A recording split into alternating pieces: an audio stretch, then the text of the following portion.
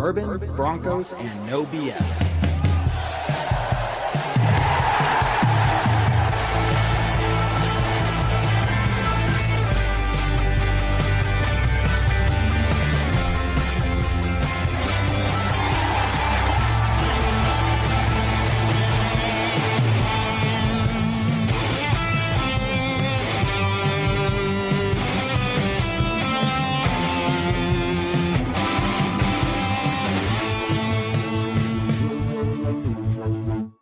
Fans, brews, and Broncos news. What's up, Broncos country? Well, here we are. This is a thing. This is not what I expected Christmas night to be like, especially against a really rough and beat up Chiefs team. Guys, we got the Broncos down 7-6 at half with the Chiefs to get the ball starting the second half as well. So we are going to talk about it. Let's get your reactions. Let's get your questions and comments as we start breaking down the first half of the game here, guys. Let's see. Bo Nix, one of the big things, guys, obviously first half of the quarter, we saw the Broncos move the ball very well, right? They worked the ball down the field very well, and then they stalled out in the red zone. Just not what we expected to see from these guys. I know it's a short week. But after what we saw last week, I thought we'd see a lot of these things kind of cleaned up. However, that has not really truly been the case. And so I'm going to pull up the stats here for Bo Nix and everybody else to see exactly what we got going on. But Bo Nix right now, 13 of 22 for only 86 yards. Not good in any capacity. All the long passing attempts, everything 10 plus yards down the field. The Chiefs are shutting him down. Bo Nix is having to take all of those underpasses, all those drop off passes, and everything, because everything he tries to do, pushing the ball down the field, just has ended up being a failure. Now, some of the guys in the group chat feel that a lot of these dropped passes, if not most of them, are Bo's fault. And sure, okay, we can talk about all day long about how Bo can maybe put the ball a little better place for the receivers to catch him. But there's been at least 2 drops today from, I don't know, any number. You pick a player. Courtland Sutton had a drop in the end zone there. I know, was it Jaleel? It wasn't McLaughlin. It was RJ Harvey that had a drop as well. Ball hits them in the chest, all that stuff. If not, I would say Courtland Sutton has 2 dropped passes, guys. I know one of them, you could say that maybe Bo was, throwing it just a little too hard or something like that. But, dude, this is Courtland Sutton. And we can sit here as Broncos country and say that we expect Courtland Sutton, or we see Courtland Sutton as the number 1 wide receiver. Some of these plays, these guys have got to make. And they're not. They're just not. So, sure, some of the blame, if not a lot of the blame, is on Bo Nix for not putting the ball in just the perfect position. But some of the blame is also on the wide receivers and any of the receivers, whether it's running back or wide receivers there, to catch the damn ball. Just catch it and hold on to it. And I'm sorry, and David had a stat. I'll go ahead and shout this out. David had a stat that showed that the Broncos are in the bottom 10 of the league in catchable passes. Okay, got it. Sure. But we're also leading the league for the second year in a row in dropped passes. So there is a lot of blame to go around. This isn't a one-man problem. This isn't a Bo Nix problem. This is a team problem. The defense is a whole nother story on its own. But the fact of the matter is we're not putting up points. We should have 2, if not 3 touchdowns right now. But we don't. It's absolutely, really actually embarrassing. And I'll tell you what, if we play like this against the Chargers, we lose the number 1 seed. We lose the AFC West. We are on the road in the playoffs. That's the fact of the matter, guys. Like, we might come away and squeak away a win today the way we're playing. Maybe we find a way to squeak something out here. Maybe they come out here in the second half and absolutely play lights out football. Okay, great. We're a second half team, all that fun stuff. We can celebrate and take a breath. But maybe it's also, I just went into this game with my expectations being way too high. Thinking that the Chiefs were really down. They're really demoralized. They're really injured, right? Third string quarterback starting. And maybe I just expected the Broncos to show up after what they did last week. But the fact of the matter is the Broncos have not shown up. Once again, we see a situation where one team showed up and the other team did not. Oh my gosh, I love ranting. Not unfortunately in bad situations here. But yeah, Andrew, catch the ball. Joe, this looks embarrassing. This looks absolutely embarrassing. Joel, you're right, man. It's like they don't want to be here. They look like that on Sunday too. It looked like they didn't really want to be there. Like they're going to put on their uniforms, they're going to go out there and get paid, but they don't really care, right? This is the number one seed we're fighting for. Do the Broncos want to go on the road in the playoffs and lose the number one seed, or do they want to secure the number one seed? Fact of the matter is they look like they don't really give two craps. We can have all the excuses in the world, guys. It's a short week. We're missing Luke Wattenberg. Bo's passes aren't perfectly on the dime every time. We could blame the refs for that stupid false start penalty. That wasn't a false start penalty. We could blame all this, but the fact of the matter, the Denver Broncos are not showing up to play. Period. Dot. The end. Let's just go home. And I'm sorry, if we lose this game tonight, because it's how could you say it's not a possibility? Looking at the score here, guys, looking at the way the Broncos are playing, it's a possibility they lose here tonight. They lose here tonight. I don't see how we win the number one seed, much less the AFC champion or the AFC West. At that point, just go home. Don't even show up for the playoffs. This is how you're going to show up for the rest of the season. Don't even show up, guys. Okay. I can't be angry anymore. We got a grocery raid going on here, guys. You made my night because I'm sitting here watching this game and I am I've been drinking too, so that's not helping. I am all sorts of fired up and unhappy. And you guys sending the love here, the grocery raid, sending the love here on Christmas night. Merry Christmas to every single one of you guys. I appreciate the love and support. You guys are fantastic. Amanda, Packers are in the playoffs. Broncos are also in the playoffs, but right now we could very well be looking at a road game to start off in Wild Card Weekend. But guys, grocery raid, I appreciate every single one of you guys showing up here tonight, especially Christmas night, all that stuff. It is not a pretty game. So the fact you guys are following along and tuning in, thank you very much. Make sure you hit that share button. Make sure you hit the like button, subscribe, all that good stuff, guys. Facebook, YouTube. Make sure you check out our website, broncosandbourbon.com. Guys, we are pushing for 1,000 subs. We broke 900 a few weeks ago with help of grocery raids. You guys have been fantastic. We've been racking up a number of subs. I think this is the third grocery raid this year. And you know that we appreciate every single one of you guys. This podcast here is all about the fans. We're going on to this is our 10th year here, believe it or not. And so everything you guys are doing, seriously, Amanda, appreciate all the support. I know we're a Broncos podcast, but we love all fans, unless you're a Raiders fan, at which case we can maybe be acquaintances at the most. Best case scenario. Otherwise, any other fan, we love you guys. Every single one of you, Broncos, Texans, Packers, Cowboys, whatever you have, we love the fans, and that's why we're doing it. Roy, you're right. It's not a pretty game. It stinks on both sides of the ball, and we expect it to not be pretty from the Kansas City Chiefs. But if we're talking about the Broncos being the number one defense, they ain't showing it. They're not. Okay, sorry. I mean, what kind of pressures do we even have so far? I'd have to check this here. 2 quarterback hits, 0 sacks, and I know they're running the ball a lot. Kansas City is. But look, the fact of the matter in that really weird interception they got, like that was just a good football play, right? I can't be too mad about that.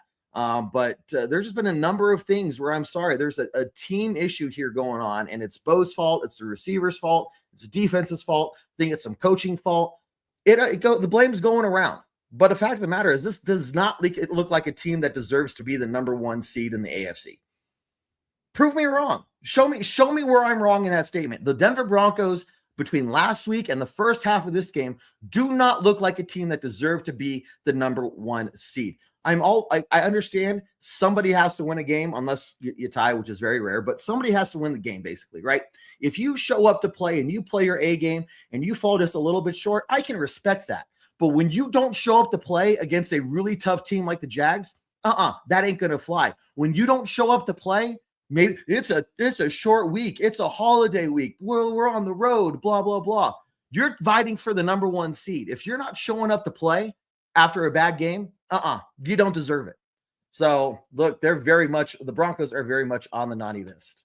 Let's see. I'm trying to keep up with the comments, guys. You are all fantastic.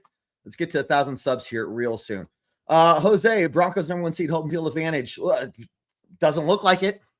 If they lose here tonight, that ain't happening. That's just not happening, right? We're gonna need a lot of help, and I just don't see how that's gonna happen. Let's see. I know we're gonna be facing the Rams. I think you're talking about the Packers there. Yeah, the NFC is really interesting. With the Rams kind of being in the lead, and now the Seattle Seahawks are kind of in the lead with the #1 seed out there. So NFC looks really, really interesting. That's for sure. I do have a vein, maybe two if you look really closely. It's not pretty, guys. I'm sitting there, I'm yelling as quietly as I possibly can without disturbing the family and the neighbors and everything else. Nobody wants to be hearing me yelling at the TV tonight, but it's becoming very, very tough. 13-3, 1 seed at home. Let's see. We need the LA Chargers to lose. We can't count on other teams to help us out. We are in the driver's seat.